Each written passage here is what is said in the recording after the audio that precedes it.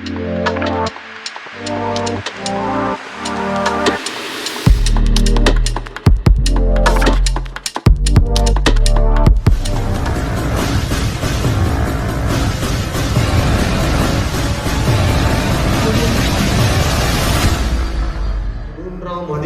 5வது வசனம். தேவனுடைய செய்திக்கு ஆதாரமாக ஒரு வார்த்தையை, தேவ வார்த்தையை வைத்துக் கொண்டு நம்ம என்ன செய்வோம், தியானிக்கலாம். நீங்கள் பண ஆசை இல்லாதவர்களாய் நடந்து உங்களுக்கு இருக்கிறவைகள் போதும் என்று எண்ணுங்கள். நான் உன்னை விட்டு விலகுவதும் இல்லை, உன்னை கைவிடுவதும் இல்லை என்று அவர் சொல்லி இருக்கிறாரே. நீங்கள் பண ஆசை இல்லாதவர்களாய் நடந்து உங்களுக்கு இருக்கிறவைகள் போதும் என்று எண்ணுங்கள். நான் உன்னை விட்டு விலகுவதும் இல்லை, உன்னை கைவிடுவதும் இல்லை என்று அவர் சொல்லி இருக்கிறாரு.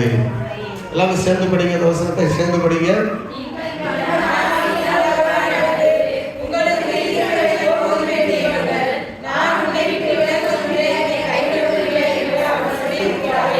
சொல்லி இருக்கிறாரே, அவர் சொல்லி இருக்கிறார்.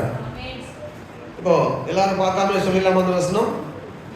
பார்க்காம சொல்லுங்க, அப்படியே வாசிங்க. பார்க்காமலே சொல்லுங்க அந்த வசனத்தை. நீங்கள் பண ஆசை இல்லாதவர்களாய் நடந்து உங்களுக்கு இருக்கிறவைகள் போதும் என்று எண்ணுங்கள். நான் உன்னை விட்டு விலகுவதும் இல்லை, உன்னை கைவிடுவதும் இல்லை என்று சொல்லி இருக்கிறாரு. நீங்க மட்டும் சொல்லுங்க, நான் சொல்லாம.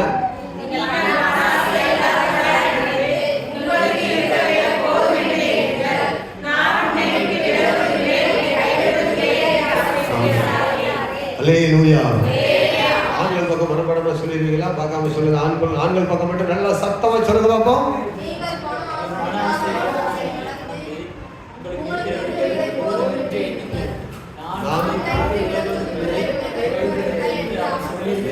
தயங்கி சொல்லக்கூடாது. ஓடலாமா ஓடக்கூடாதா, ஓடலாமா ஓடக்கூடாதா, ஓடுமா ஓடி பார்ப்போமா அப்படின்னு பட பட படன்னு ஓடணும் சொன்ன அவன். சொல்லுங்களேன், வசனங்களை எல்லாம் மனப்பாடம் பண்ணணும். இந்த வசனங்களை இன்றைக்கு, இந்த வசனத்தை இன்றைக்கு ஆவியானவர் நமக்கு ஞாபகப்படுத்துறார். எனக்கு ரொம்ப நாளா புரியாத, நான் பண்ணாத ஒரு பிரசங்கம். உன்னை விட்டு விலக மாட்டேன், உன்னை கைவிட மாட்டேன்னு சொல்லியிருக்கிறாரு. எப்படித்தான் விலகாத இருக்கிறாரு எனக்கு தெரியலையே. அவர் எப்படித்தான் நம்ம கூட இருக்கிறது கண்டுபிடிக்கிறது. உன்னை விட்டு விலகுவதும் இல்லை, கைவிடுவதும் சொல்லி எந்த பக்கம் பார்த்தாலும் அவரை காண முடியலையே. எங்க இருக்கிறாரு? உன்னை விட்டு விலக மாட்டேன்னு சொல்றாரு. சில நேரத்தில் விலகிறது போல இருக்குது. எப்படி விலக மாட்டேன்னு சொல்றாரு? எப்படி விலகாத அவர் இருப்பார் அப்படின்னு சொல்லலாம். கொஞ்சம் நேரம் தியானிச்சா அது நல்லா இருக்கு நமக்கு. ஸ்தோத்திரம். ஜெபிக்கலாம். அந்த வசனத்துக்காக எத்தனை பேர் நம்ம விருப்பத்தோடு நம்ம ஸ்தோத்திரம் கேட்கிறோம். இந்த வார்த்தையோடு இருக்கிறவங்களோடு பேசுவார் ஆண்டவர். ஆமென். இரக்கமும் அன்பு நிறைந்த பிதாவே ஸ்தோத்திரம். என்னுடைய ஞானமோ அதிக ஆண்டவரே அறிவினாலோ அல்ல, ஆவியானுடைய துணைக்காக நாங்கள் ஜெபிக்கிறோம். இந்த வசனங்களை தியானிக்கும் போது பரிசுத்த ஆவியானவர் தாமே வசனங்களை இணைத்து காட்டுகிறவர். ஆமென். சத்தியத்தை விளக்க பண்ணுகிறவர், புரிந்து கொள்ளும்படி உதவி செய்கிறவர். ஆண்டவரே, எங்கள் இறுதியை கொண்டு விடும்படியா எரியும்படியா செய்கிறவர்.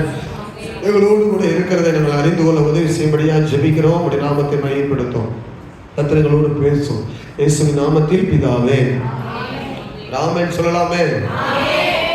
எல்லாம் கேட்டு போறாங்க. நல்ல சத்தமா சொல்லலாமே? ஹல்லேலூயா. ஆமென். ஆமென். அவருடைய வார்த்தையை பார்க்கிறோம்.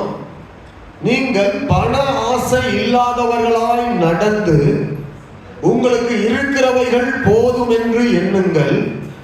நான் உன்னை விட்டு விலகுவதும் இல்லை, உன்னை கைவிடுவதும் இல்லை என்று அவர் சொல்லி இருக்கிறாரே. ஆமென். அவர் சொல்லி இருக்கிறாரே. ஆமென். கர்த்தருக்கு மகிமை உண்டாவதாக. எல்லாம் கவனிங்க அன்பான தேவனுடைய பிள்ளைகளே. வேதத்தில் ஆண்டவர் இன்றும் கூட நம்ம கற்றுக்கொள்வதற்கு நிறைய காரியங்களை வைத்திருக்கிறார். இன்னும் நமக்கு புரியாத பகுதிகளை புரிந்து கொள்ளவும், இதுவரைக்கும் பெற முடியாத விளக்கங்களை பெற்றுக்கொள்ளவும், அறிய முடியாத சத்தியங்களை அறிந்து கொள்ளவும், எந்தெந்த வழியாக ஆண்டவர் நடத்துகிறார் என்பதை புரிந்து சத்திய ஆவியானவர் நடத்துகிற பாதையில முன்னேறவும், ஒவ்வொரு நாளும் நம்மோடு கூட பேசுகிற வசனங்கள் நமக்கு ஆவிக்குரிய காரியங்கள்ல அந்த வாரம் முழுவதும் நடப்பதற்கு, நம்முடைய ஆவிக்குரிய வாழ்க்கையை ஆமென் இன்னும் பலப்படுத்திக் கொள்வதற்கு இந்த வசனங்கள் மிகவும் பிரயோஜனமா இருக்கிறதுன்னு சொல்லி விரும்புகிறவங்க ஒரு நல்ல சொல்லுங்க பார்ப்போம். என்ன கவனிங்க. நான் உன்னை விட்டு விலகுவதும் இல்லை, உன்னை கைவிடுவதும் இல்லை என்று அவர் சொல்லி இருக்கிறாரே. கிறிஸ்துவுக்கு பிரியமான தேவஜனமே, இந்த வசனத்தை குறிப்பாக ஒரு பகுதி மட்டும், உன்னை விட்டு விலகுவதும் இல்லை, நான் உன்னை கைவிடுவதும் இல்லை என்று சொல்லி அவர் சொல்லியிருக்கிறாரு. நம்ம இதை சரியாக புரிந்து கொள்ள முடியாமல் சில நேரத்தில் இருக்கிறோம். புரிந்து கொள்ளாததுனால கர்த்தர் நம்மோடு இருப்பதை அறியாமலே இருக்கிறோம். அறியாமல் இருப்பதனால அற்புதங்களை பெற்றுக்கொள்ளாமலே அநேக தேவ ஜனங்கள் ஓட்டத்தை முடித்து கதையை முடித்து விட்டு நிறைய பேர் போனவர்கள் உண்டு. நிறைய ஜனங்கள். கர்த்தர் நம்மோடு கூட இருக்கிறார் என்றால் அவர் என்ன செய்திருக்கணும், அவர் எப்படி நம்ம நடத்திருக்கணும், கர்த்தர் நம்ம கூட இருந்தால் எப்படிப்பட்ட காரியம் நடக்கும், அவர் நம்மோடு கூட இருக்கிறதுக்கான காரியங்கள் அடையாளங்கள் என்ன என்பதை புரிந்து கொண்டவர்களாக இருந்திருந்தால் அவங்க நல்லா இன்னும் ஜெபம் பண்ணி இருப்பார்கள். கர்த்தர் தன்னோடு கூட இருந்தால் இன்னும் விசுவாசித்திருப்பார்கள். இன்னும் அவருடைய நடைகள் வேறு மாறி இருக்கும். அவங்க உண்மையாகவே நிறைய சாதனைகளை குறித்து ஓடி முடித்திருப்பார்கள். கர்த்தருடைய பிள்ளைகளை கவனிக்க வேண்டும். நாம் இந்த வசனங்களை புரிந்து கொள்வது இன்றைக்கு நமக்கு மிகவும் ஆசீர்வாதத்தை கொண்டு வரும். இன்று கர்த்தர் நம்மோடு கூட இருக்கிறார். அவர் எப்படிப்பட்ட நிலையில் இருக்கிறார்? ஆவியாக, நபராக, அல்லது காற்றாகவா, அல்லது கனவாகவா, எப்படி இருக்கிறார்? நம்மோடு கூட இருக்கிறவர் உண்மையாகவா, அல்லது வசனம் பொய் சொல்லுகிறதா? வசனம் பொய் சொல்லுமா? அவர் சொன்னாரு இந்த வசனத்துல பாருங்க, நீங்கள் பண ஆசை இல்லாதவர்களாய் நடந்து உங்களுக்கு இருக்கிறவைகள் போதும் என்று எண்ணுங்கள். நான் உன்னை விட்டு விலகுவதும் இல்லை உன்னை என்று அவர் சொல்லி இருக்கிறாரே. அப்ப ஏற்கனவே சொல்லி இருக்கிறார். எங்க சொல்லி இருக்கிறார் இந்த வசனத்தை? உபாகமம் புஸ்தகத்துல சொல்லி இருக்கிறார். உபாகமம் புஸ்தகத்துல எங்க சொல்லி இருக்கிறாரு? 31ஆம் அதிகாரம் 6வது வசனத்தில் வாசிக்கும் போது, 8வது வசனத்திலும் 2 வசனங்கள்ல படிக்கும் போது 31, 6, 8 2 வசனங்கள். நீங்கள் பலம் கொண்டு திடமானதாய் இருங்கள். அவர்களுக்கு பயப்படவும் திகைக்கவும் வேண்டாம்.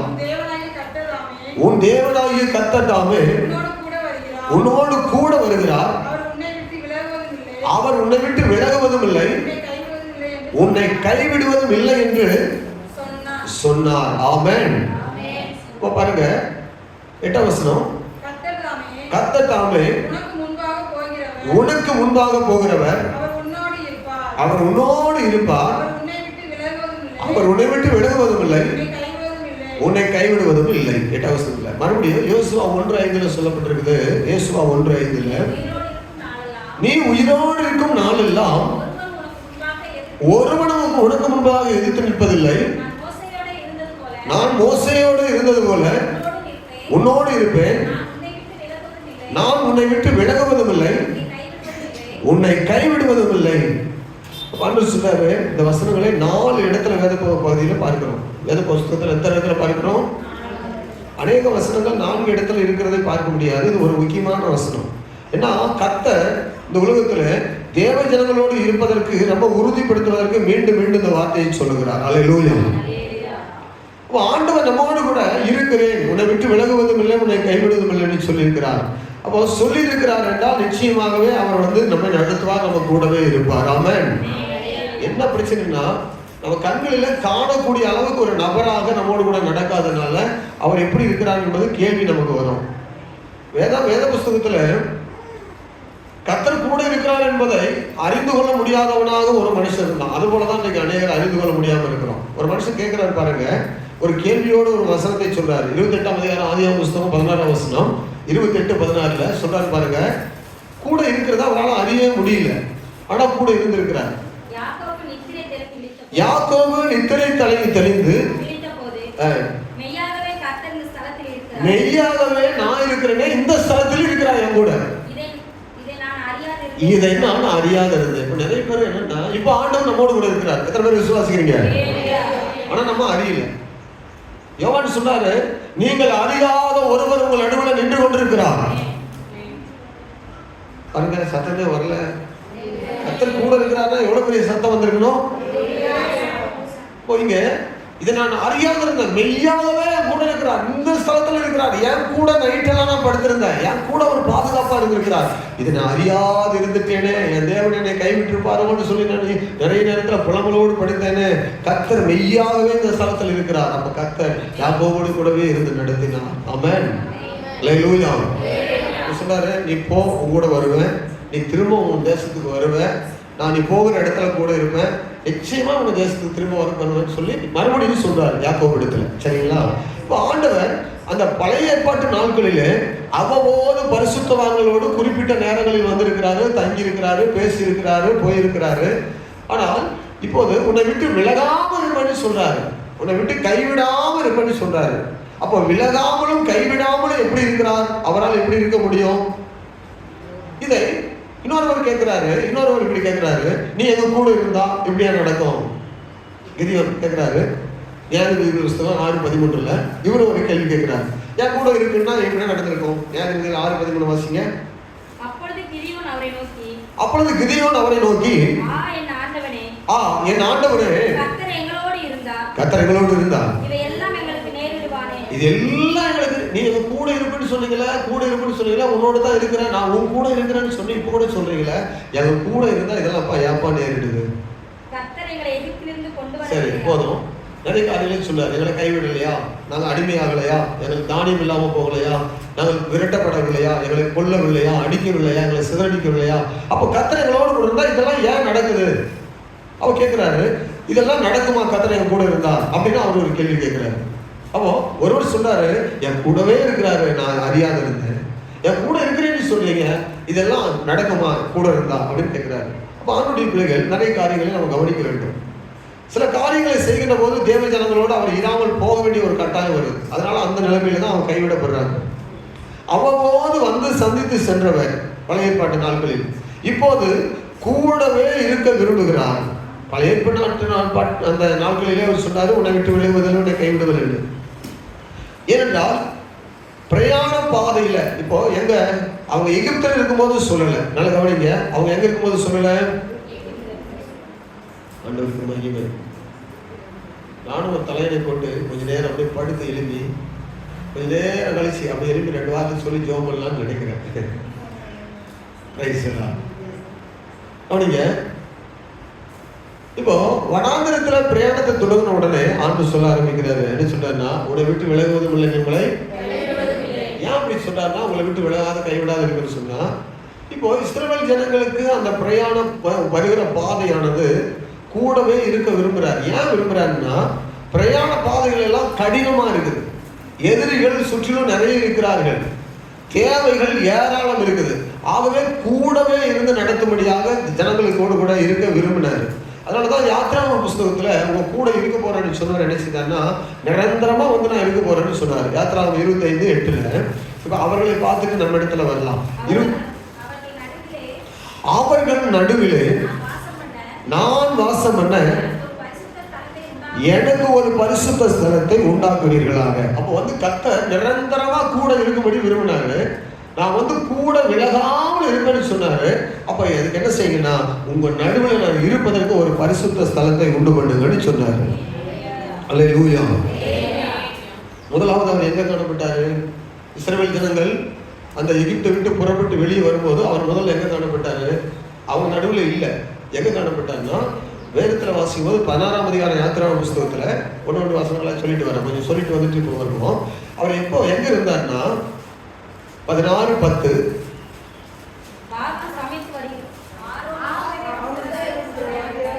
நீ சண்டை போட்டா எப்படி ஒருத்தர் நல்லா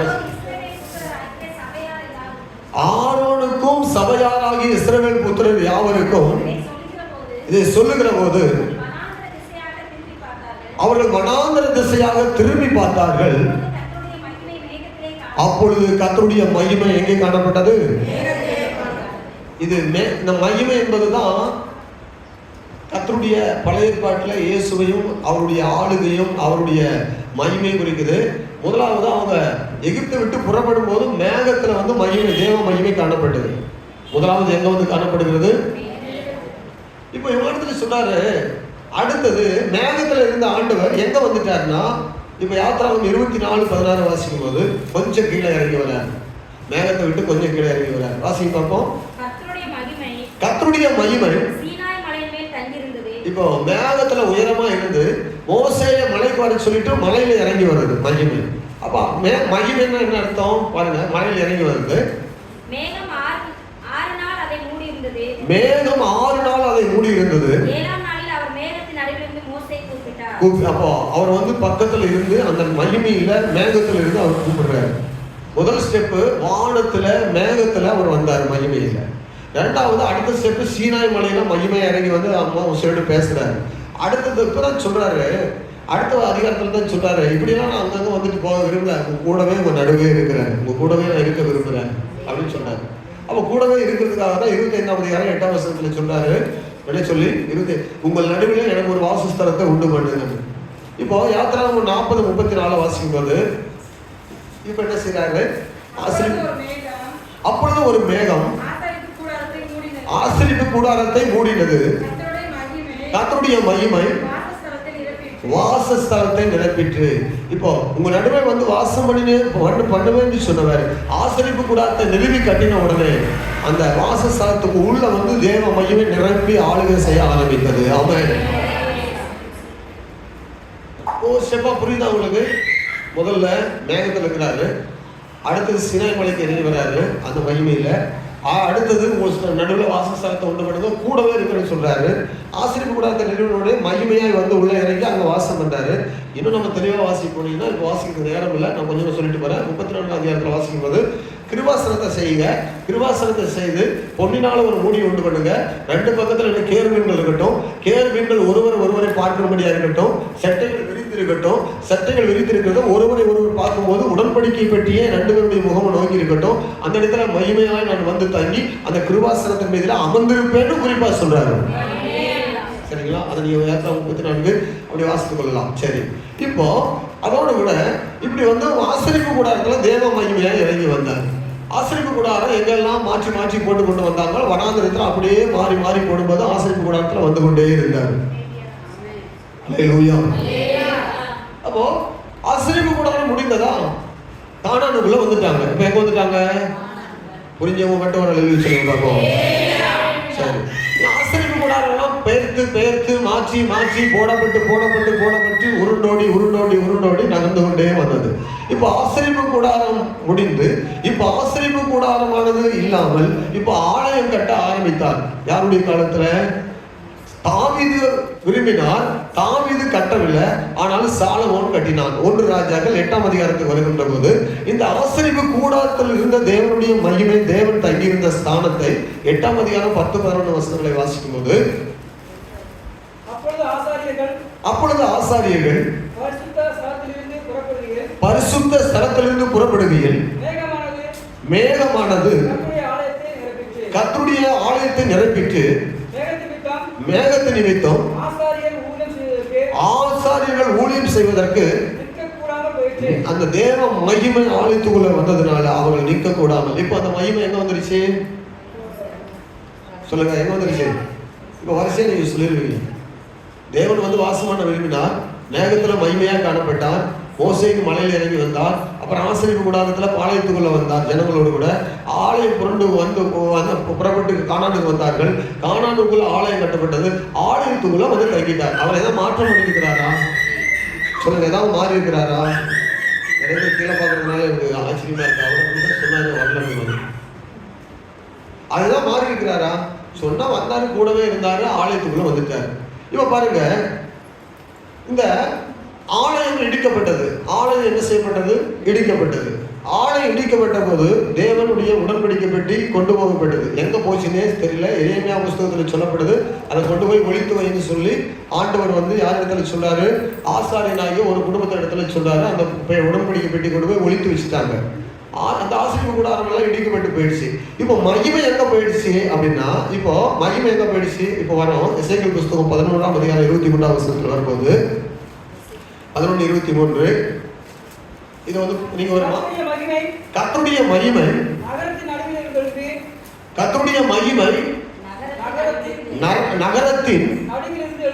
நகரத்தின் நடுவில் இருந்து இப்ப ஆலயத்துல இருந்து அங்கிருந்து எழுப்பி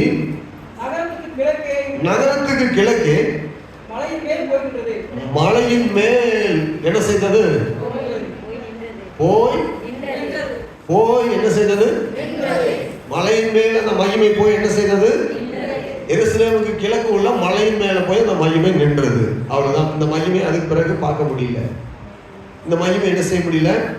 இது வந்து எங்க இருக்கு? கிழக்கே மலை, கொல்கத்தா கிழக்கே இருக்கிற அந்த மலையில போய் நிற்கிறது. சரிங்களா? பின்பு இந்த மகிமை என்னவானது? இந்த மகிமை அது அப்படியே விலகி போகாமல் இந்த மகிமை என்னவானது? யோவான் சுவிசேஷம் 1ஆம் அதிகாரம் 14 வசனத்துல வாசிக்கும் போது, யோவான் 1:14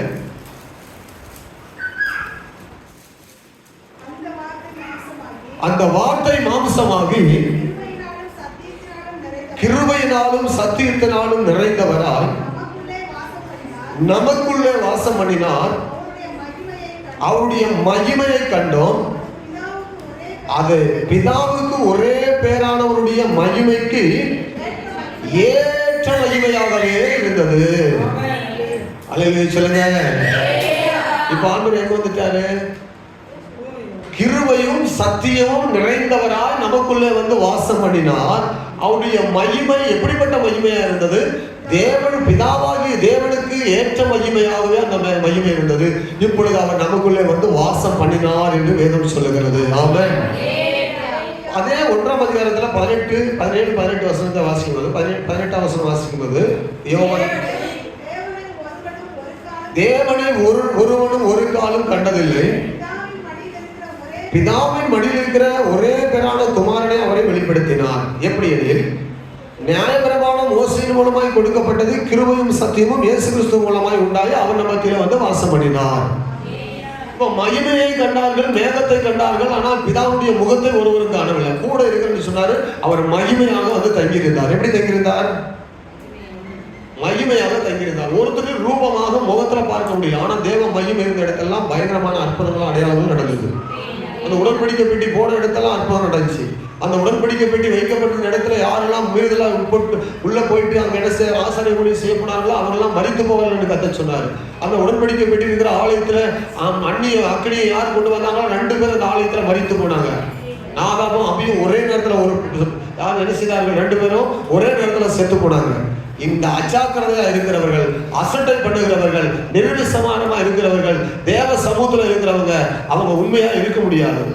அவங்க ஆத்மா மரித்து போகும். இப்ப ஆத்மா மரித்து போகும். அவங்க என்ன செய்வாங்க? மாமிசத்துல இருப்பாங்க. நல்ல கவனிங்க. அவங்க லிட்டரலா எழுத்துப்படியே செத்து போனாங்க 2 பேரும், நாதாபும் அபியும். ஆனால் புதிய பாட்டை பொறுத்த வரைக்கும் சரீரம் இருக்கும், ஆத்மா செத்து போய் இருக்கும். கிறங்கி இருப்பாங்க. அல்லேலூயா சொல்லுங்களேன். அப்ப கவனிங்க. இப்போ அந்த மகிமையை, பார்க்க முடியாத மகிமை உள்ள பிதாவுடைய மகிமையை ரூபத்துல கொண்டு வந்து ஆண்டவர் இயேசு தம்மை ஜனங்கள் நடுவிலே மகிமை உள்ளவராக ஜனங்கள் நடுவிலே வந்து வாசம் பண்ணினார். இஸ்ரவேல் நடுவிலே கூட இருப்பேன்னு சொன்னாரு, வாசம் பண்ணுவேன்னு சொன்னாரு, விலக மாட்டேன்னு சொன்னாரு. கண்டிப்பா அவர் வந்து அப்படியே வாசம் பண்ணினார். டுடே இன்றைக்கு அந்த மகிமை ஆவியானவருக்குள் இருக்கிறது. இந்த மகிமை யாருக்குள் இருக்கிறது? இந்த மகிமை இப்ப யாருக்குள் இருக்குது? நான் போவேன், உங்களுக்கு வேறொரு தேற்றவாளனை அனுப்புவேன், அவர் உங்களிடத்துல வருவார், அவர் உங்களுடைய உலகத்தின் சகல நாட்களிலும் உலகத்தின் முடிவு வரைந்து உங்களுடனே கூட இருப்பார். அவர் இப்போது பரிசுத்த ஆவியான தேவனை அனுப்பி ஆவியானவர் நம்மோடு கூட இருக்கிறார். ஆவியானவர்னா சாதாரணமா ஏதோ ஒரு ஆவின்னு நினைச்சிட்டு நம்ம இருக்கக்கூடாது. இயேசுவுக்கு என்ன வல்லமை உண்டோ, இயேசுவுக்கு என்ன பரிசுத்தம் உண்டோ, இயேசு எப்படி பேசினாரோ, இயேசு எப்படி ஜனங்களை நடத்தினாரோ உணர்த்தினாரோ, அதே வல்லமையும் அதே பெலனும் அதே மகிமை நிறைந்தவராய் ஆவியான தேவனாய் நமத்தில பரிசுத்த ஆவியானவர் இருந்து கொண்டிருக்கிறார். ஆமென். இந்த ஆவியானவரை தான் சபைக்குள்ள அப்படியே கொண்டு வந்தாங்க. 1ஆம் அதிகாரம் 8ஆம் வசனத்தில் வாசிக்கும்போது அப்போஸ்தலர்ல 1:8 பரிசுத்த ஆவியானவர் நம்மோடு கூட இருக்கிறது. பரிசுத்த ஆவி உங்களிடத்தில் வரும்போது, ஆவியானவர் வரும்போது நீங்கள் பலனடைந்து எருசலேமிலும் யூதேயா முழுவதிலும் சமாரியாவிலும் பூமியின் கடைசி வரையிலும் எனக்கு சாட்சிகளாக இருப்பீர்கள். இப்ப பரிசுத்த ஆவியானவர் கூட வருகிறார். கூட வந்து உங்களை பலப்படுத்தி நடத்துவார். அப்படியே மேலற வீட்டில் 2ஆம் அதிகாரத்தில் இறங்கி வந்தார், எல்லாரையும் நிரப்பினார். அன்று முதல் கைப்பிடித்த தேவன் பரிசுத்த ஆவியானவர் சபையோடு தேவ ஜனங்களோடு இன்றைக்கு இருந்து கொண்டே இருக்கிறார். அல்லேலூயா. 4ஆம் அதிகாரம் 8ஆம் வசனத்தில், 4ஆம் அதிகாரம் அப்போஸ்தலர்கள் 8ஆம் வசனத்திலும், அப்பொழுது பேதுரு பரிசுத்த ஆவியினாலே நிறைந்து அவர்களை நோக்கி, ஜனத்தின் அதிகாரிகளே, இஸ்ரவேலின் மூப்பர்களே, ஆமென், பிணியாளியா இருந்த இந்த மனுஷனுக்கு செய்யப்பட்ட எதனால என்று நீங்கள் கேட்பீர்களாகில், உபகாரத்தை குறித்து எதனால இவன் ஆரோக்கியமானான் என்று நீங்கள் இன்று எங்களிடத்தில் விசாரித்து கேட்டால் உங்களால் சிலுவையில் அறையப்பட்டவரும் தேவனால் மருத்துவம் எழுப்பப்பட்டவருமான நசரேயனாகிய இயேசுவின் நாமத்தினாலே இது நடந்ததுன்னு சொல்றாரு. ஆமா, கவனிங்க. இப்போ ஆவியானவருக்குள்ள இவர் நிறையிறாரு. யாரு? ஒரு பிரசங்கம் பண்ணும்போது பரிசுத்த ஆவிக்குள்ள யார் நிறையிறது? அது என்ன நிறையிறதுன்னா என்னது எனக்கு தெரியல. உங்களை கேட்கிறேன், ஆவிக்குள்ள நிறையிறதுன்னா என்ன தெரிஞ்சா நாங்க தான் ஆவியில நிறைய. சரி, நிறைய சொல்லுங்க. பரிசுத்த ஆவிக்குள்ள நிறையதுல என்ன? இப்போ ஆவியானவருக்குள்ள நிறைவுக்குள்ள யாரும் வர்றது கிடையாது. அவர் கூட வர்றதுக்கு யாரும் விரும்புறது இல்லை. நீங்க அநேகர். ஆனா நீங்க நிறைய பேர் பரிசுத்த ஆவியில ஆராதிக்கிறீங்க, நிறைய பேர் கர்த்தருக்குள்ள இருக்கிறீங்க. பாக்கியவான்கள். அல்லேலூயா சொல்லுங்களே. பரிசுத்த ஆவிக்குள்ள நிறையதே இல்லை, வெறும் கை தட்டி தான் ஓடுது. ஆவிக்குள் நிறைய பார்த்தா சில சபையில, நான் சொல்றேன் நிறைய சபையில அப்படி ஓடுது. ஆனால் நீங்க எத்தனை பேர் ஆவிக்குள்ள நிறைய இல்லை? ஆவியானுடைய பிரசனத்துல அவர் என்ன செய்யறாருன்னா, அவர் எழுப்பி நிற்கும் போது தேவ ஆவியினால ஃபுல்பில் பண்ணப்படுறாரு. ஆவியானவர் அவரை நிரப்புகிறார். யார? பேதுரு. ஒரு எம்டி பாத்திரத்தை எடுத்து கமத்து பார்த்தாலும் தொண்டையில ஒன்றும் போகாது. தொண்டைக்குள்ள என்ன செய்யாது? ஒரு எம்டி பாத்திரத்தை எடுத்து எத்தனை நேரம் வாய்க்கு நேரம் வச்சுட்டே ஆன்னு சொன்னாலும் ஒன்றும் நடக்காது. அதை 2 சொட்டு தண்ணி இருந்தா கூட என்ன செய்யும்? வாயுக்குள்ள வந்துடும். இந்த வெறுமையான பாத்திரங்களை வாயு மேல வச்சுட்டு ஆளு திறந்திருக்கிற மாதிரி சில சபைகளும் சில மக்கள் என்ன செய்றாங்கன்னா, பரிசுத்தாவினுடைய நிறைவுக்கு போறதே கிடையாது. 2 பாட்டு பாடுறது, 2 கோரஸ் பாடுறது, ஒரு அல்லேலூயா சொல்றது, ஆராதனை முடிஞ்சிருச்சு. ஆவியானுடைய பிரசனத்தை அனுபவிக்கிறதே கிடையாது. ஆண்டுடைய பிள்ளைகள் கவனிக்கல, ஆவியில நிறைந்து ஆராதிக்கிறவங்களோடு தான் ஆண்டவர் இருப்பார். பரிசுத்த ஆவியானவர் தான் நீங்க நம்மோடு கூட இருக்கிறார், சபையோடு கூட இருக்கிறார், ஒவ்வொரு தேவ பிள்ளைகளோடு கூட இருக்கிறார். பரிசுத்த ஆவியானவர் வந்தா நீங்க பலன் அடைஞ்சிருவீங்க. என்ன பலன் அடைவீங்க? நீங்க என்ன நினைக்கிறீங்களோ கர்த்தருக்காக செய்ய நீங்க அதை செய்யறதுக்கு பலன் உள்ளவங்களா மாறிடுவீங்க. அல்லேலூயா. அப்போ பரிசுத்த ஆவியானவர் பேதுரு பரிசுத்த ஆவிக்குள் நிறைந்தார். அப்படின்னா எப்படி நிறைந்தாரு சொல்லுங்க? கண்ண முடியுது. அல்லேலூயா. நிறைந்தார். ஆவியானுடைய உணர்வுக்குள்ள அவர் முழுமையாக்கப்பட்டு வார்த்தையை பேசும்போது ஆவியானவர் அவரை பலப்படுத்தி பேச வைக்கிறார். ஆமென். 2ஆம் அதிகாரம் எப்படி இருந்தாரு? 2ஆம் அதிகாரம் 2-4 வசனங்களை வாசிக்கும் போது அப்போஸ்தலர்களுடைய 2ஆம் அதிகாரம் 2-4 வசனங்களை, அவர்கள் எல்லாரும் இது என்னது? நிரப்பப்பட்டு. பரிசுத்த ஆவியினால நிரப்பப்பட்டுன்னா என்னது சொல்லுங்க? அவங்க கையை தட்டுறது, ஆராதிக்கிறது, அந்நிய பாஷை பேசுறது, கர்த்தருடைய மகிமையை உணர்கிறது, தங்களை அறியாமல் ஆவியில நிறைந்து கால்களை அசைத்து கர்த்தருடைய மகிமையில நிறைந்திருப்பது, ஒரு வெள்ளனை உள்ளுக்குள்ள உணர்வது, இதுதான் ஆவியினுடைய நிறைவு. என்னது? அவருடைய வெள்ளனை நமக்குள்ள உணர்வது. கவனிங்க, ஒரு கரண்ட் வரும்போது கரண்ட் அந்த ஒரு ஒயரை கட் பண்ணி மேல நம்ம வச்சோன்னா அந்த ஒயர்ல வர கரண்ட் நீங்க பார்க்க முடியாது. ஆனா அந்த ஒயர் உங்க மேல வந்துச்சுன்னா அதுக்குள்ள இருக்கிறதான அழுத்தம் உங்களுக்கு கண்டிப்பா தெரியும்.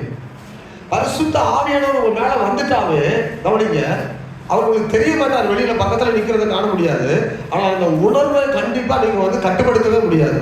கரண்ட் வந்து உங்க மேல பட்டுச்சுன்னா அந்த கரண்டுடைய பவர் உங்களுக்கு மேல வரும்போது அப்போ நான் நேரம் நிக்கிற பாரு அப்படின்னு சொல்லி ஒருத்தர் சொல்ல முடியாது. அப்ப தேவ ஆவியானவர் கொடுக்கிற அபிஷேகத்துல அவங்க நிறைய ஆராதிக்கதான் செய்வாங்க. சொல்லுங்கள, நீங்க ஆவியானுடைய உணர்வுக்கே வரல, ஒப்பு கொடுக்கல அப்படின்னா உங்க கூட கர்த்தர் இருக்கிறான்னு சொல்லி எப்படி சொல்ல முடியும்? அப்போ தேவன் நம்மோடு கூட இருக்கிறதுக்கு அடையாளம் என்ன?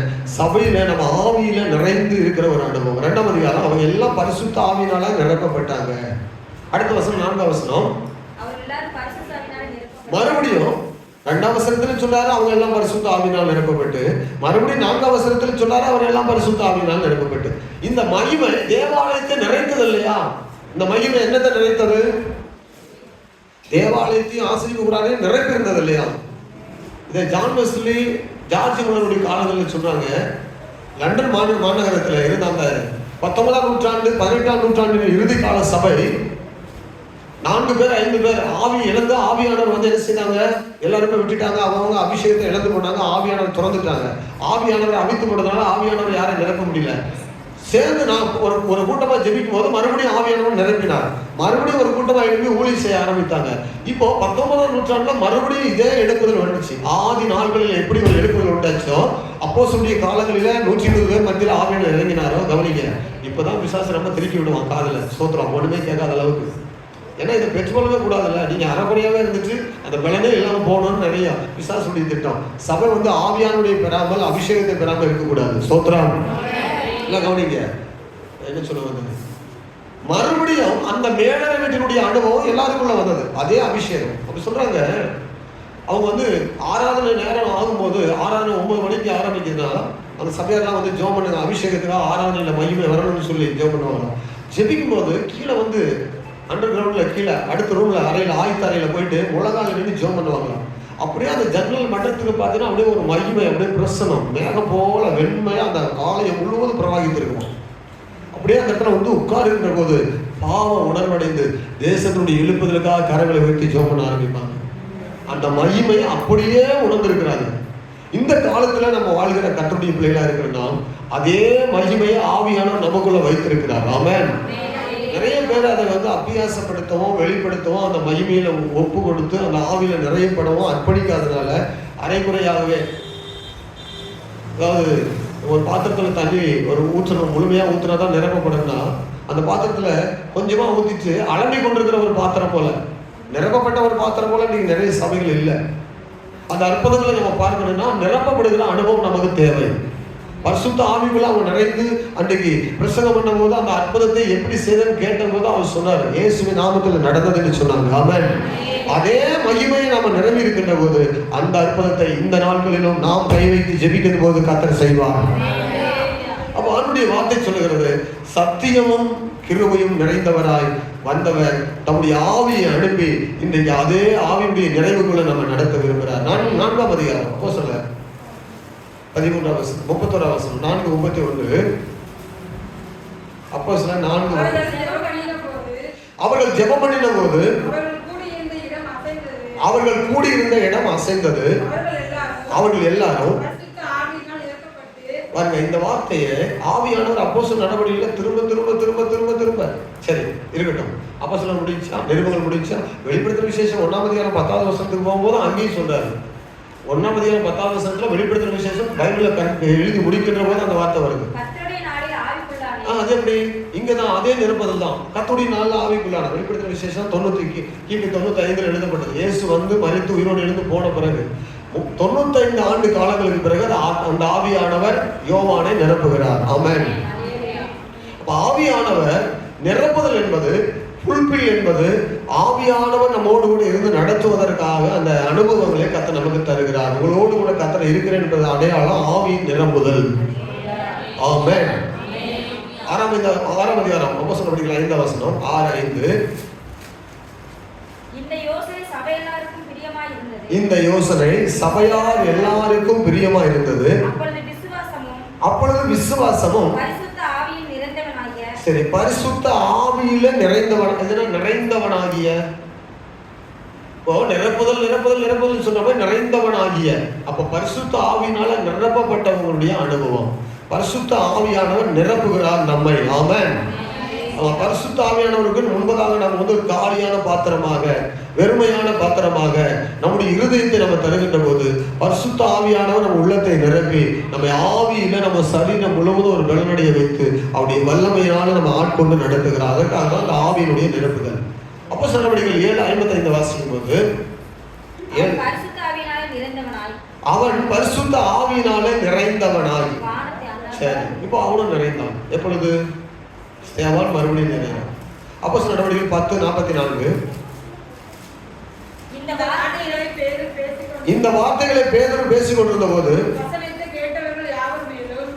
வசனத்தை கேட்ட யாவர்கள் மேலும் பரிசுத்த ஆவியானவர் இறங்கி வந்தார். அந்த உணர்வு, அவங்களுக்குள்ள இருக்கிற சிம்டம்ஸ், அவங்களுக்குள்ள இருக்கிற அதிர்வு, அவங்களுக்குள்ள இருக்கிறதான அசைவு, அவங்க பேசுகிற அந்நிய பாஷை, அவங்க ஆவியில நிறைந்து ஆராதிக்கிற ஆராதனை, கை காய்கள் கால்களுடைய அசைவு, அவங்க சத்தத்துடைய தொனி, அவங்களுக்குள்ள காணப்படுகிற உற்சாகத்தினுடைய ஆவியுடைய நிரப்புதலை பார்க்கும்போது ஆவியானவர் அவங்க மேல இறங்கி இருக்கிறார் என்பதை அடையாளமாய் காண முடிந்தது. அப்போ இந்த நாட்களில் ஆராதிக்கிற கர்த்தருடைய பிள்ளைகளா இருக்கிறனா இந்த ஆவியின் நிறைவு தான் நமக்குள்ள தேவன் வாசம் பண்ணி நம்ம விட்டு விலகாம இருக்கிற ஒரு அனுபவம். எத்தனை பேர் இந்த ஆவிக்குள்ள நிரம்பி ஜெபம் பண்றீங்க? நீங்க பாக்கியவான்கள். சத்துமே ரொம்ப குறைவா தான் வருது. நான் மறுபடியும் ஒரு முறை செக் பண்ணிட்டு சொல்ற மாதிரி இருக்குது. எனக்குள்ள ஆவியானவர் இருக்கிறாரா? நீங்க சொல்ற மாதிரி நிரம்புற மாதிரி எனக்கு தெரியல, நீங்க சொன்ன மாதிரி ஒரு எக்ஸ்பீரியன்ஸ் எனக்கு இல்லைன்ற மாதிரி. ஆவியானவர் வந்தா நம்ம தூக்கி எறிந்து நமக்குள்ள இருக்கிற நம்ம நிரப்பி நமக்குள்ள இருக்கிற கசப்புகள், நமக்குள்ள இருக்கிற பாவ கரைகள் குறைகள் எல்லாவற்றையும் எரித்து நம்மை சுத்திகரித்து பரிசுத்தமாக்கி அவை நிரப்பி நிரப்பி நிரப்பி தான் நம்ம நடத்துவார் ஆண்டவர். ஆமென். இங்க பார்க்கிறோம் 13ஆம் அதிகாரம் 9ஆம் வசனம். அப்போஸ்தலர் நடவடிக்கைகள் 13:9. ஸ்தோத்திரம். வசனத்தை பார்க்கணும். அப்பொழுது பவுல் என்று சொல்லப்பட்ட சவுல் பரிசுத்த ஆவியினால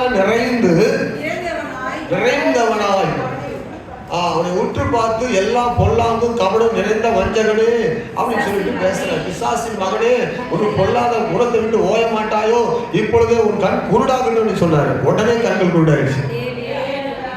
சொல்லுங்களேன். பாருங்க, பரிசுத்த ஆவியினால நிறைந்த பவுல் வந்து உடனே சொல்லும் போது அந்த பொல்லாப்பு நிறைந்த பரமேசனுடைய மனிதனுடைய கண்கள் என்ன செய்யப்பட்டது? பார்வை அற்றவனாக போயிட்டான். அதுபோல ஆணுடைய பிள்ளைகள் இந்த பரிசுத்த ஆவியானவரை ஏதோ அப்போஸ்தலர்களுக்கு மட்டுமல்ல, அப்போஸ்தலரோடு கூட இருந்த 120 பேருக்கு மட்டுமல்ல, அந்த காலத்தோடு முடியல, இந்த நாட்களிலும் வேதம் சொல்லுகிறது கர்த்தருடைய ஆவியானவர் பரிசுத்த சபைகளை அவர் தான் நடத்துகிறார்.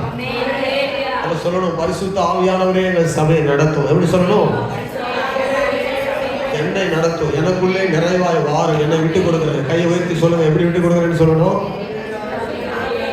அது உங்க வில்லிங் இருக்குதான்னு ஆண்டவர் பார்ப்பாரு. நான் சொல்ல வைக்கிறதுனால அல்ல, சோத்திரம் இருதயத்திலிருந்து வரணும். ஆவியானவரே அந்த நிரப்புதல் எனக்குள்ளே வரட்டும். எத்தனை சொல்ல முடியும்? ஆவியானவரே என்னை நிரப்பி விடும். நான் வெறுமையான பாத்திரமா இருக்க விரும்பலப்பா, அபிஷேகம் வரட்டப்பா, எனக்குள்ள ஜீவன் பரிபூர்ணம் ஆகட்டும் அப்படின்னு சொல்லி ஒப்பு கொடுக்கின்ற போது ஆவியானுடைய வல்லமை நமக்குள் பரிபூர்ணமாய் உண்டாகும்.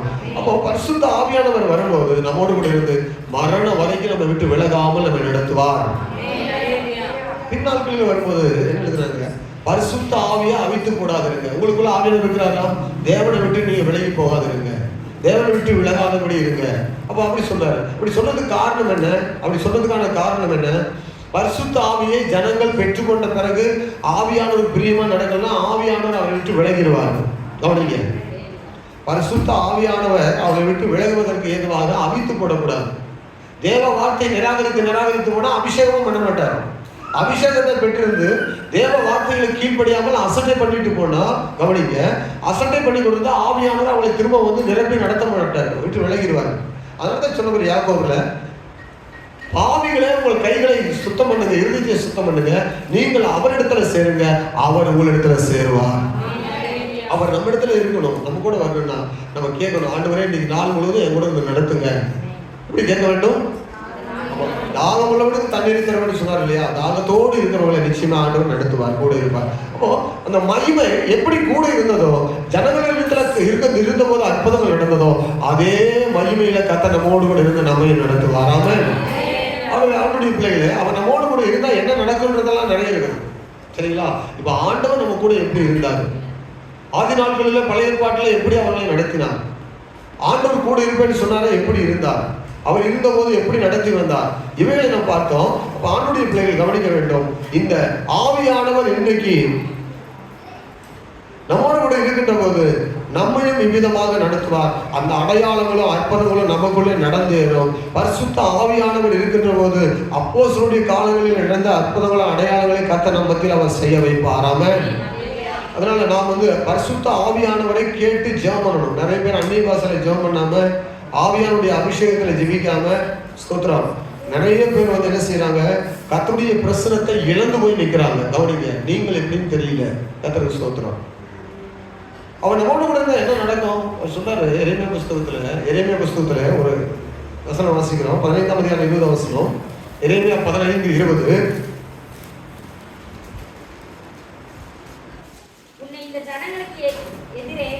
உன்னை இந்த ஜனங்களுக்கு எதிரே அரணான வெண்கல அலங்கமாக்குவேன். அவர்கள் உனக்கு விரோதமாக யுத்தம் பண்ணுவார்கள், ஆனாலும் நல்லா கவனிங்க, உனக்கு விரோதமா நிறைய யுத்தம் பண்ணுவாங்க, யுத்தத்துக்கு எழுப்புவாங்க, பல காரியங்களை செய்வாங்க, யுத்தம் பண்ணுவார்கள், ஆனாலும் உன்னை மேற்கொள்ள மாட்டார்கள். உன்னை ரட்சிப்பதற்காகவும் உன்னை தப்புவிப்பதற்காகவும் நான் உன்னுடனே இருக்கிறேன் என்று கர்த்தர் சொல்லுகிறார். கவனிங்க, தேவன் நம்மோடு கூட எதுக்கு இருக்கிறாரு? உன்னை விட்டு விலகல, உன்னை கைவிடலன்னு சொல்றாருல்ல. எதுக்கு நம்மோடு கூட இருக்கிறாரு சொல்லுங்க? நம்ம ரட்சிப்பதற்காகவும் நம்மை தப்பு என்னது பாவ சோதனைகளுக்கும் பொல்லாங்கானுடைய திட்டங்களுக்கும் எதிரிகளுடைய சூழ்ச்சிகளுக்கும் நமக்கு விரோதமாக எழுப்புகிற எல்லா சத்துருடைய திட்டங்களுக்கும் அவைகளை எல்லாம் நிர்மூலமாக்கி ஆண்டவர் நம்மை நடத்துவதற்காக தான் நம்மோடு கூட இருக்கிறார். ஆவியானவர் ஆவியானவர் உங்களோடு கூட இருந்தால் நிச்சயமாய் சரி. இப்போ ஆவியானவர் இருந்த போது நிறைய பேரை வெட்டப்பட்டாங்களே, அவங்க ஏன் அவங்களாம் நிற்கல? கேள்வி வருது அவங்களுக்கு. அவங்களாம் ரத்த சாட்சியா மரித்தாங்களே, அவங்களுக்கு கேள்வி வருதா? ஆண்டவர் அவர்களை விதையாக ஒப்பு கொடுத்தார். எதுவாக ஒப்பு கொடுத்தார்? மரணத்துக்கு ஒப்பு கொடுப்பார்.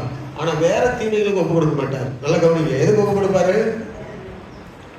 சில சிக்ஷைகளுக்கு ஒப்பு கொடுப்பாரு. ஆனால் பிசாசுடைய திட்டங்கள் நம்ம இடத்துல நிறைவேறுவதற்கு ஒப்பு கொடுக்க மாட்டாரு. தேவ திட்டம் நிறைவேறுவதற்கு வேண்டாம் நம்ம ஒப்பு கொடுப்பார். நல்ல கவனிங்க, சில பிரச்சனைகளும் போராட்டம் நம்ம வருதுன்னா கூட கர்த்தர் இருந்தா ஏன் வருதுன்னு கேட்டா, தேவ திட்டம் உங்களை நிறைவேறுவதற்காக உங்களுக்கு சில பிரச்சனைகள் வரும். அது வரலாம், அது பிரச்சனை இல்லை. அதனாலதான் வசனம் வாசிக்கிறோம் 8ஆம் அதிகாரம் 32ஆம் வசனத்தில், ஆமென், அன்றியும் அவருடைய தீர்மானத்தின்படி அழைக்கப்பட்டவர்களாய் தேவனிடத்தில் அன்பு கூறுவதற்கு சகலமும் நன்மைக்கு எதுவாய் நடக்கிறது. ஆமென். பவுல் சொல்ல முடிந்தது, என் பலவீனத்துல கர்த்தருடைய பலன் பூரணமா இருப்பதனால நான் பலவீனத்தை குறித்து மேன்மை பாராட்டுகிறேன். என்ன, நான் பலவீனமா இருக்கும்போது கர்த்தர் என்னை பலப்படுத்த விரும்புறார். ஸ்தோத்திரம். ஆமென்.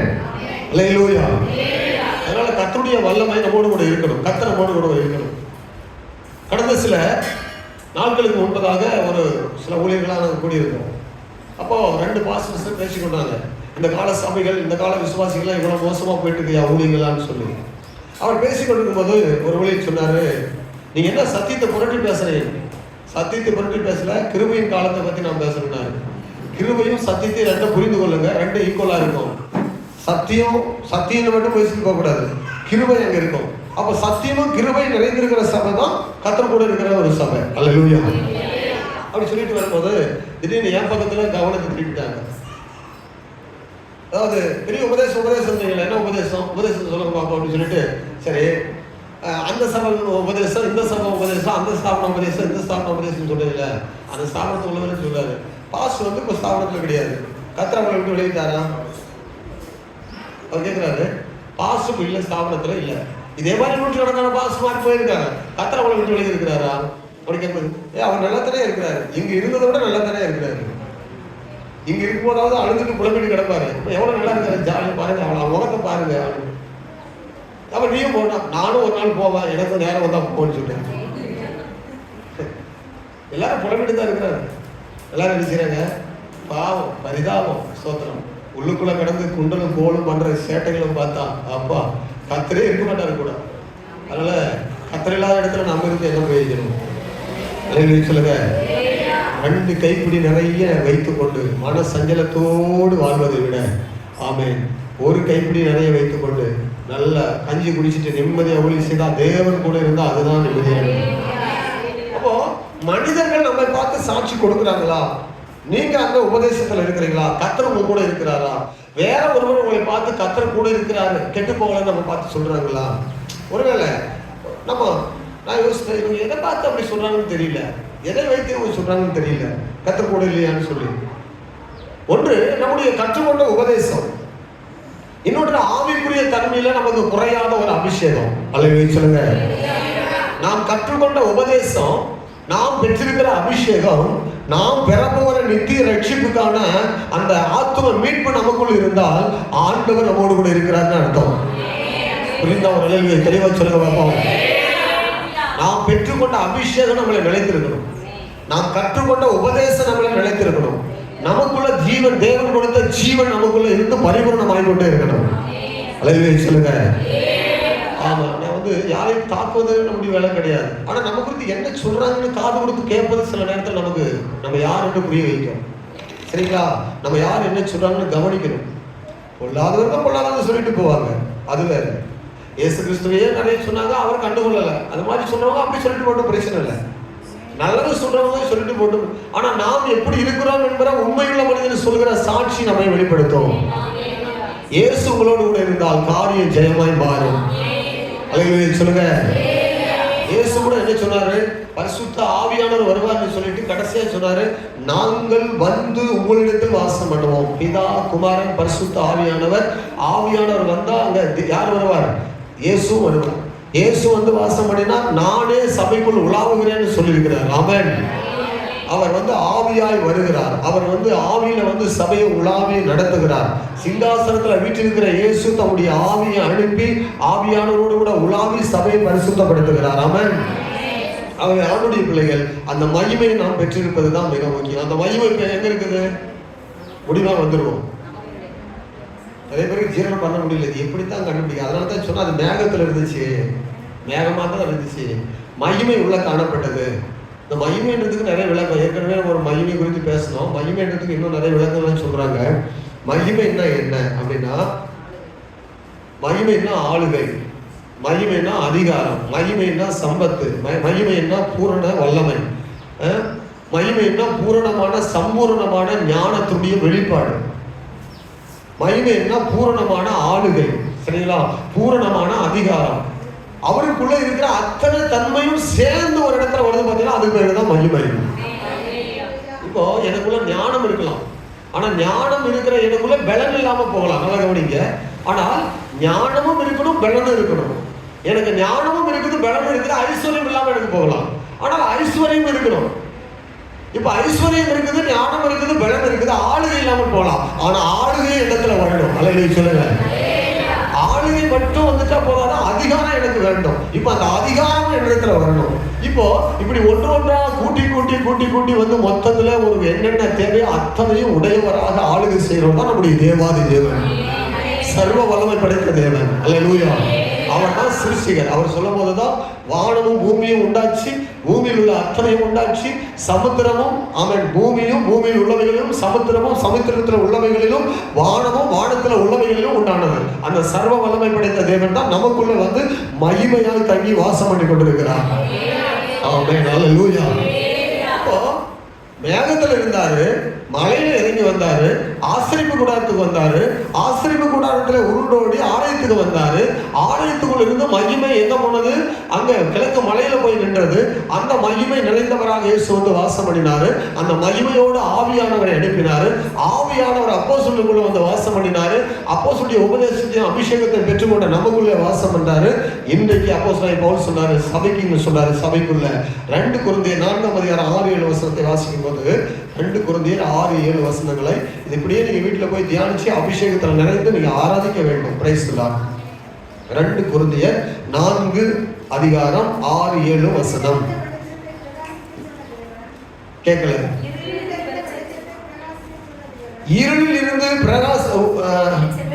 வெளிச்சத்தை பிரகாசிக்க சொன்ன தேவன் இயேசு கிறிஸ்துவின் முகத்தில் உள்ள தமது மகிமையின் அறிவாகிய ஒளியை தோன்ற பண்ணும் பொருட்டாக எங்கள் இருதயங்களிலே பிரகாசித்தார். இந்த மகத்துவம் உள்ள வல்லமையை எங்களால் உண்டாயிராமல், இந்த மகத்துவம் உள்ள வல்லமை எங்களால் உண்டாயிராமல் தேவனால் உண்டாயிருக்கிறது என்று விளங்கும்படி இந்த பொக்கிஷத்தை மண்பாண்டங்களிலே சுமக்கிறோம். இந்த மகிமை இப்பொழுது எங்க வந்திருக்குது? மண்பாண்டம்னா எது? நமக்குள்ளே அவர் வாசமா இருக்கிறார். கிறிஸ்து உங்களுக்குள்ள மகிமை நம்பிக்கையாக தங்கி இருப்பது அந்த வெளிப்பாடு.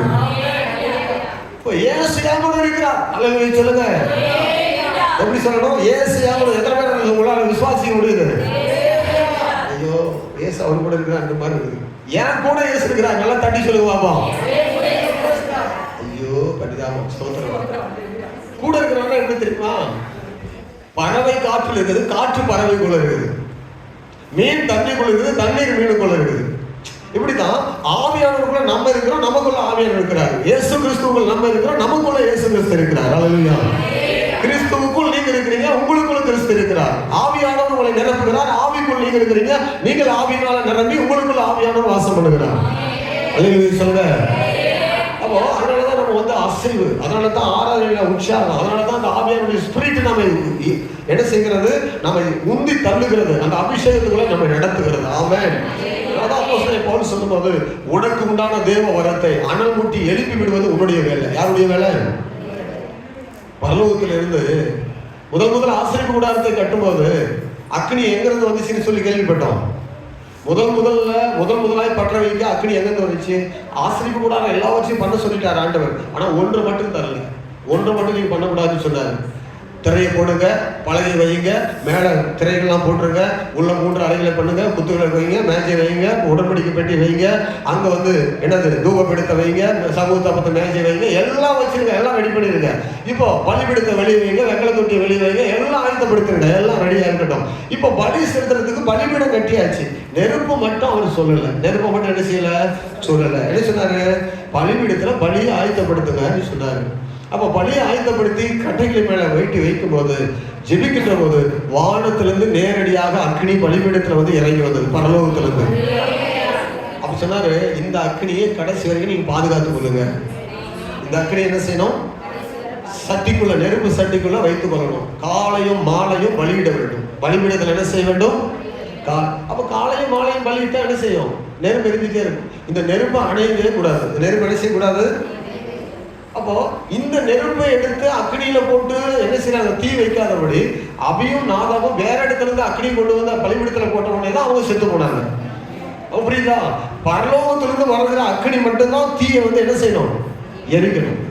அதே அக்னி அடித்து போகும்போது, அந்த அக்னி இஸ்ரவேலை விட்டு போகும்போது, அந்த அக்னி இஸ்ரவேல் ஜனங்கள் எல்லாம் அவிழ்த்து போட்டு, இஸ்ரவேல் ஜனங்கள் எல்லாம் தெய்வம் பாதாளையும் விக்கிரகங்களையும் இதுதான் தெய்வம் என்று ஆராதித்துக் கொண்டிருக்கும் போது, அந்த அக்னியை மறுபடியும் பரலோகத்திலிருந்து எலியா வர வைத்தார்.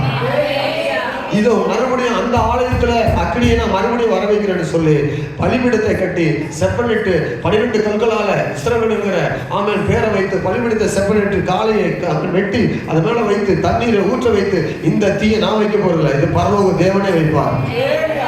அப்போ எலியா ஜெபித்த போது மறுபடியும் அணைந்து கிடந்த பலிபீடம் மறுபடியும் அக்னியால் நிறைந்தது. சொல்லுங்க.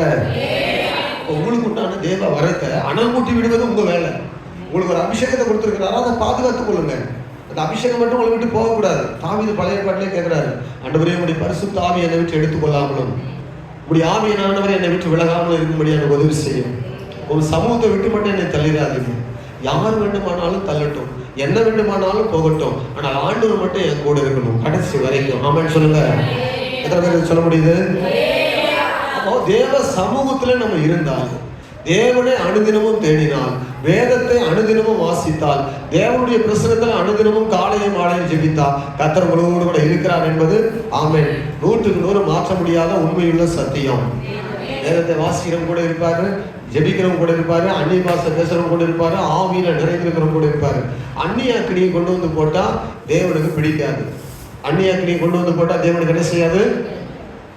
அந்த பழைய ஏற்பாட்டு சபைக்கு கொளுத்தப்பட்ட அக்னியை போலதான், அந்த அக்னி போலதான் புதிய ஏற்பாட்டுக்கு ஒரு அக்னியை போட்டாரு. போட்டாரா?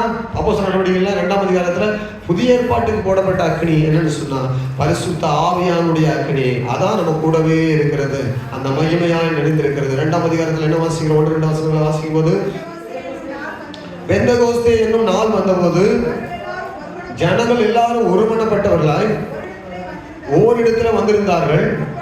அப்பொழுது பைபிள் பாருங்க ராசா, என்ன பைபிள் திறந்தே பார்க்க பண்றாங்க சில சோத்திரம் பாருங்க. பலத்த காற்று அடிக்கிற முழக்கம் போல வானத்திலிருந்து சடுதியாய் முழக்கம் உண்டாகி அவர்கள் உட்கார்ந்திருந்த வீடு முழுவதையும் நிரப்பிட்டு அல்லாமலும் அக்னிமயமான நாவுகள் புரிந்திருக்கும் நாவுகள் அவர் மேல வந்து காணப்பட்டு அவர்கள் ஒவ்வொருவர் மேல அமர்ந்தது. ஆமென். அக்னி நாவுகள். என்ன நாவுகள் வந்தது? அந்த அக்னி பாசை.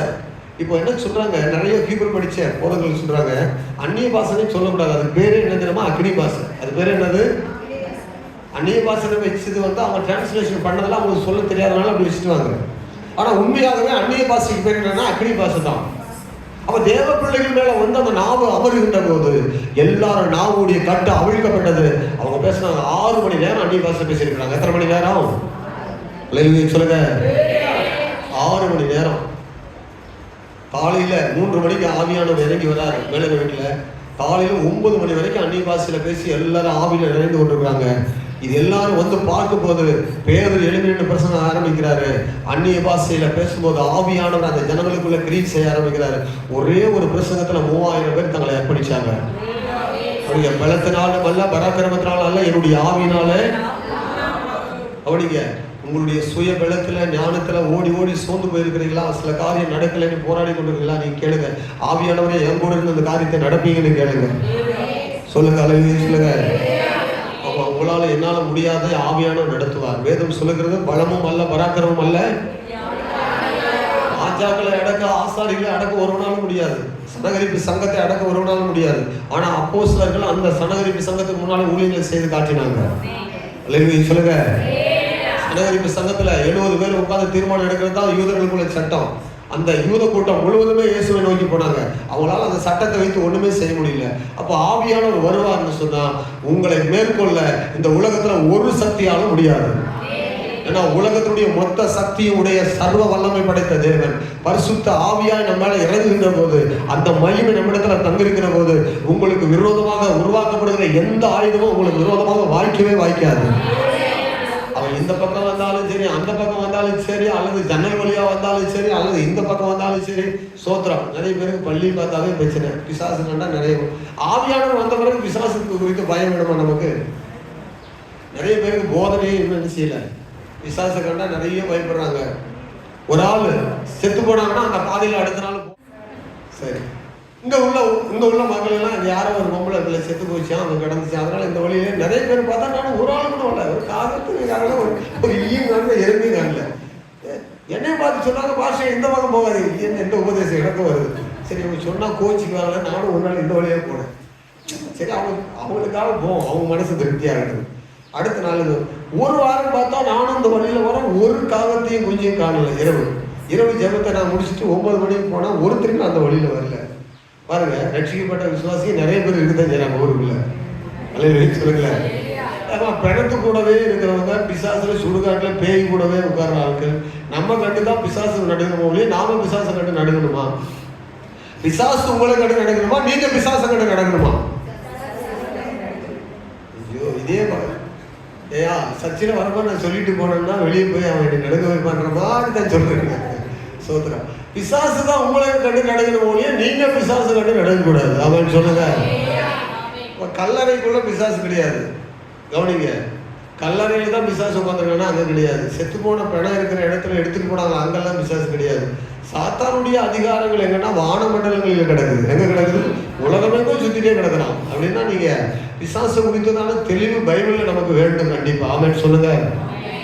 தேவனுடைய வல்லமை என்னன்னு தெரியணும், சாத்தானுடைய அதிகாரமா அவனுடைய வல்லமை என்னன்னு தெரியணும். அப்போ இந்த அதிகாரம் தெரியாம ஒரு தேவ பிள்ளை முழுமையான வெளிச்சத்துல நடக்க முடியாது. நீங்க கிறிஸ்துவுடைய ரத்தத்துக்குள்ள அறிக்கை பண்ணிட்டா உங்களை விட்டு 100 அடி தூரத்துல அவன் ஓடுவான் பயந்து. என்ன ஒரே ஒரு வார்த்தை சொன்னா போதும். என்ன வார்த்தை சொன்னா போதும்? இயேசுவின் ரத்தம் என் மேல இருக்குது சொன்னாவே, அந்த வார்த்தையை கேட்டாவே அவனால நிற்க முடியாத நடுங்குவான். ஆமென் சொல்லுங்க. ஏன்னா இயேசுவின் ரத்தம் அணுகுண்டை விட வல்லமை உள்ளது. என்னது? ஆமா, இயேசுவின் ரத்தத்தினுடைய வல்லமை என்ன தெரியுமா? சுத்தமான ரத்தம், இன்றைக்கும் உயிரா இருக்குது. அந்த ரத்தம் காய்ந்து போகல. இயேசுவின் ரத்தம் பரிசுத்தமான ரத்தம். அது ஒரு தேவகுமாரனுடைய ரத்தம். ஒரு ஆணும் பெண்ணும் சேர்ந்து பெற்ற பிள்ளை அல்ல, தேவகுமாரன் ஆவியினால் உண்டான இயேசு, அவருடைய ரத்தம். ஆமென். சாத்தானுடைய தலையை சிலுவையில நசுக்கி போட்ட ரத்தம். அப்ப இயேசுவின் ரத்தத்துக்கு நீங்க பயப்படுறீங்களா, சாத்தானுக்கு பயப்படுறீங்களா? இயேசுவின் ரத்தம் ஏமல் இருக்கிறாலும் பயப்படவே மாட்டேன். சொல்லுங்க. பயமில்லையே, பயமில்லையே, பயமில்லையே, என் கர்த்தர் என்னோடு இருப்பதனால் பயமில்லையே, எதிர்கால பயமில்லையே, இருப்பதனால் பயமில்லையே, பயமில்லையே, பயமில்லையே, என் கர்த்தர் என்னோடு இருப்பதனால் பயமில்லையே, பயமில்லையே, பயமில்லையே, என் கர்த்தர் என்னோடு இருப்பதனால் பயமில்லையே, எதிர்கால பயமில்லையே, என் கர்த்தர் ஆதரவாய் இருப்பதனால். கர்த்தர் நமக்கு ஆதரவா இருந்தா நீங்க எதுக்கு பயப்படணும்? கீழே இருக்குது அந்த வசனம், அடுத்து அதுதான் இருக்குது. எபிரேயர்ல அதுக்கு அடுத்து அதுதான் இருக்குது. எபிரேயர்ல நம்ம வாசத்துல அதுக்கு கீழே வசனம் அதான் இருக்குது. வாசிக்கும் போது எபிரேயர் 13 நீங்க பயப்பட வேண்டாம், உங்களை விட்டு விலக மாட்டேன், உங்களை கைவிட மாட்டேன்னு சொல்லியிருக்கிறாரு, உங்க கூடவே இருக்கிறேன்னு சொல்றாரு. அதனால நாம் தைரியம் கொண்டு கர்த்தர் எனக்கு சகாயர், அவர் ஆதரவா இருக்கிறார், நான் பயப்படுறேன், மனுஷன் எனக்கு என்ன செய்வான் என்று சொல்லலாமே, அதனால நான் பயப்படேன். சொல்லுங்க, எதனால நான் பயப்படேன்? கர்த்தர் என்னை விட்டு விலகுவதும் இல்லை, கைவிடுவதும் இல்லை என்று சொல்லி இருக்கிறாரு, நான் பயப்பட மாட்டேன். சொல்லுங்க, வாய் திறந்து சொல்லுங்க, அறிக்கை பண்ணுங்க, கர்த்தர் என்னை விட்டு விலகுவதும் இல்லை. எனக்கு சொல்லவே மாட்டாங்க, அவங்க கூடவே இருக்காதீங்கப்பா. சொல்லுவோமா, மற்றோட இருக்கு ஐயா. சொல்லுவோமா, கர்த்தர் என்னை விட்டு விலகுவதும் இல்லை, என்னை கைவிடுவதும் இல்லை என்று சொல்லியிருக்கிறாரே. ஆகவே நான் பிசாசுக்கும் ஆமென் அகோரமான மனிதர்களுக்கும் எனக்கு தீமை செய்ய எத்தனைக்கும் எந்த மனுஷர்களுக்கும் பயப்பட மாட்டேன் சொல்லுவோம். நல்ல சத்தமா சொல்லுங்க. நிறைய பேர் சொன்னாங்க, எந்த வழியில போகாதீங்க, உங்களை கொல்றதுக்கு ஒரு ஆள் இருக்கிறாரு, என்னை கொல்றதுக்கு ஆண்டவருடைய அனுமதி இல்லாம என் தலையில் இருக்கிற முடி அன்றைக்கு சொன்னா இன்றைக்கு சொன்ன விழாது. அல்லையா சொல்லுங்க. ஒரு கம்ப்ளைண்ட் கொடுத்து வச்சுக்கோங்க, எச்சரிக்கை. கம்ப்ளைண்ட் எல்லாம் அங்க கொடுத்து வைப்போம், கம்ப்ளைண்ட் எல்லாம் எங்க கொடுத்து வைப்போம்? ஆமா, நெகேமியாவை பயமுறுத்தினாங்க. பயமுறுத்தாம இல்ல, இது நீங்க சாதாரண நினைக்காதீங்க. நெகேமியாவை பயமுறுத்தினாங்க, ஆலயத்துல வந்து ஒழித்து கொள்ளுன்னு சொன்னாங்க, அவனை கொல்லுவான்னு சொல்லி. அவன் சொன்னாரு, என்னை போல ஆவியை பெற்ற மனுஷன் ஓடி ஒளிந்து கொள்வானா? அதுக்காக நான் வந்திருக்கிறேன், ஆலயத்தை கட்ட வந்திருக்கிறேன், ஊழியத்தை கட்ட வந்திருக்கிறேன், அழகத்தை கட்ட வந்திருக்கிறேன். ஒழித்து கொண்டிருக்கிறதா ஏன் வேலை? சோத்துறான். ஆமான்னு சொல்லுங்க. ஆத்துமாக்களை ஆதாயம் எடுக்கிறது என்னுடைய வேலை. நான் பயந்து ஒளிந்து வீட்டுல தூக்குறதுக்காக வந்திருக்கிறேன். அல்லது சொல்லுங்களேன், பயப்பட வேண்டாம், தைரியமா இருங்க. காரியங்களை கத்தர் வாய்க்க பண்ணுவாங்க. ரோடு கத்திருக்கிறார், எதை குறித்தும் பயப்படாதீங்க. எதிர்காலத்தை குறித்து பயமா? ஐயோ, இந்த வியாதி இருக்குது, இந்த விளைவனை எனக்கு வருது, இந்த போராட்டம் எனக்கு இருக்குது, இந்த போராட்டத்துல என்ன ஆகணும்? ஆமாம், என் வாழ்க்கையில என் குடும்பம் இப்படி இருக்குதா, என்ன செய்வேன், என் தேவைகள் இப்படி இருக்குது, என் வாழ்க்கையில இவ்வளோ எதிர்பார்ப்புகள் இருக்குது, என் பாரம், என் கடன் பிரச்சனை எவ்வளவு இருக்குது, என்னுடைய வருமானம் ரொம்ப குறைவா இருக்குது, என்னதான் செய்யணும் பயமா இருக்குதா? கர்த்தர் உங்களை விட்டு விலக மாட்டான், நீ பயப்படாதீங்க.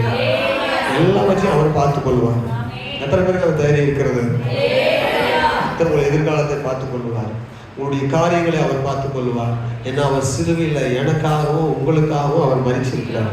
நீங்க சொல்லணும், ஏசப்பா எனக்காக நினைச்சிருக்கிறீங்க, நீங்க ஆகாதவர்கள் போல மற்றவங்க இடத்துல காணப்படுறீங்களா? உங்க வீட்டுல உங்களை எல்லாரையும் ஒதுக்கப்பட்டவர்கள் போல நீங்க இருக்கிறீங்களா? உங்களை தள்ளப்பட்டவர்கள் போல ஒதுக்கி வைத்தது போல ஒரு ஃபீல் பண்றீங்களா? கர்த்தர் தள்ளப்பட்ட கல் ஆகாதது என்று தள்ளின கல்லையை மூளைக்கு தலைக்கல்லாய் மாற்றிருக்கிறவர்.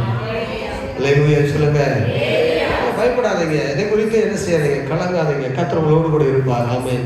இயேசு சிலுவையில் நமக்காய் கைவிடப்பட்டார். பிதாவுடைய சமூகத்திலிருந்து அவர் பிதா ஒதுங்கி நின்றாராம். அந்த இமை பொழுது அவரால் தாங்க முடியல. சிலுவையில போய் அடிக்கப்படும் போது அந்த இருள் உண்டாச்சு பார்த்தீங்களா? அந்த நேரம் முழுவதும் பிதாவாகி தேவன் இயேசுவை கைவிட்டுட்டாரு. ஸ்தோத்திரம். எதுக்காக தெரியுமா? நம்ம கரத்தை, நம்ம மனவாட்டியாகி நம்முடைய கரத்தை பிடிப்பதற்காக பிதாவின் கரத்தை விட்டார் இயேசு. சபையை கைப்பிடிக்க வேண்டும், ரட்சிக்கப்பட்ட கூட்டத்தை கைப்பிடிக்க வேண்டும் என்பதற்காக மகத்துவமான பிதாவின் கரத்தை விட்டு நமக்காக பலியாவதற்காக தன் கரத்தை பிதாவை விட்டு அவர் நமக்கு பக்கமா வந்தார். அல்லேலூயா. அதனால உங்களை கைவிடவே மாட்டார். பயப்பட வேண்டாம். படிப்பு குறித்து பயம் இருக்கா? ஐயோ, என்னால படிக்க முடியல, எதிர்காலம், ஆமென், நான் இப்படி இருக்கிறேன், எனக்கு பயமா இருக்குது, இந்த காரியம்லாம் இப்படி நடக்கும்னு சொல்லி சின்ன பிள்ளைங்க கூட கவனிங்க. நல்லா ஜெபம் பண்ணணும். என்ன செய்யணும்? எசப்பாகிட்ட எனக்கு உதவி செய்ய முடியும் ஆண்டவரே, அறிக்கை பண்ணணும். ஆவியானவர் எனக்கு உதவி செய்யுங்கப்பா, ஆண்டவரே என்னோடு கூட நீங்க இருந்து நடத்துங்கப்பா, சாமியோடு கூட இருந்தீங்கப்பா, என் கூட இருங்க கேட்கணும். கர்த்தர் நிச்சயம் கூட இருப்பார். அவரோட விட்டு விலகுவதும் இல்லை. ஆமா, உங்களுக்கு என்ன தேவை? அவர் ஞானமா இருக்கிறார், அவர் சர்வ வல்லவரா இருக்கிறார், நிச்சயம் உங்களை கைவிட மாட்டார். இது வேதம் சொல்லுகிற இந்த மாத வாசகத்தை நமக்கு அதுதான். ஆமென். எனக்கு ஆண்டவர் சொன்னாரு, இந்த வசனத்தை எடுத்து வாசிச்சுட்டு நான் 3 நாள் கழிச்சு காலண்டர் பார்த்தேன். நான் டெய்லி வசனம் படிப்பேன் காலண்டர்ல. எத்தனை பேர் படிக்கிறீங்க?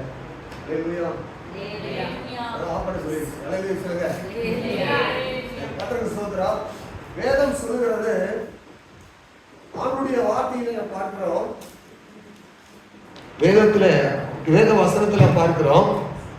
நான் என்ன சொல்ல வந்தேன், அந்த 2 நாள் கழிச்சு நான் காலண்டரை வசனம் பார்க்கும்போது அந்த 1ஆம் தேதி வசனம் போட்டு, எனக்கு கொடுத்த வசனம் தான் ஆண்டவர் காலண்டர்ல போட வச்சிருக்கிறாரு.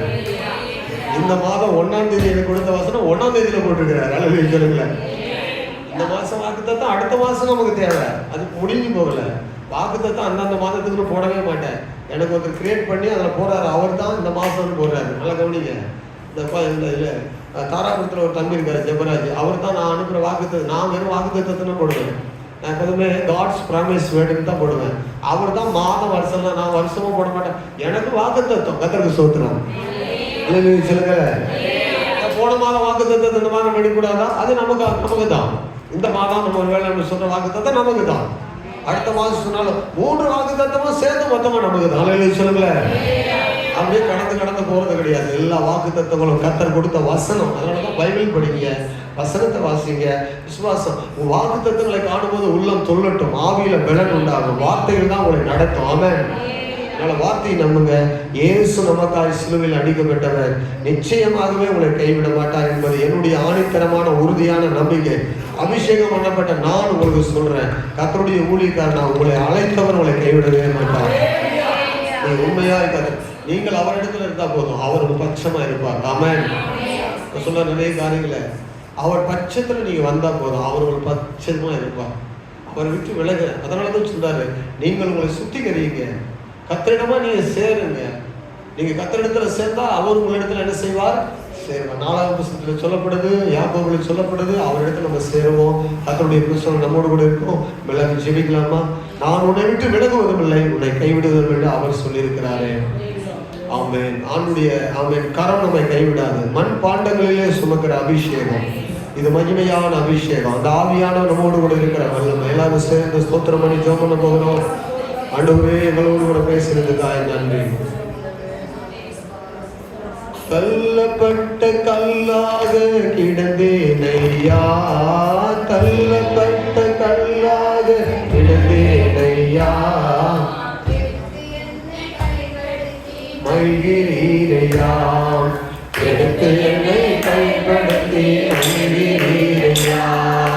அப்பா உமக்கு நன்றி, ராஜா உமக்கு நன்றி.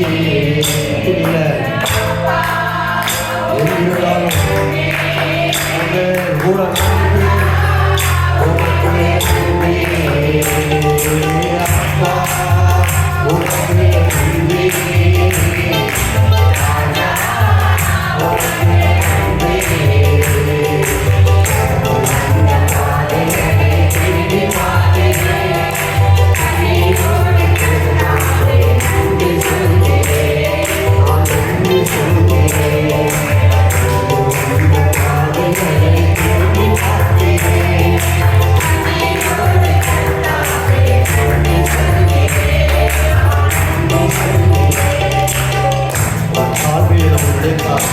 இதுவரை நம்ம நடத்தி வந்திருக்கிறார். இனிமேல் நம்ம விட்டு விலகாது இருப்பார்.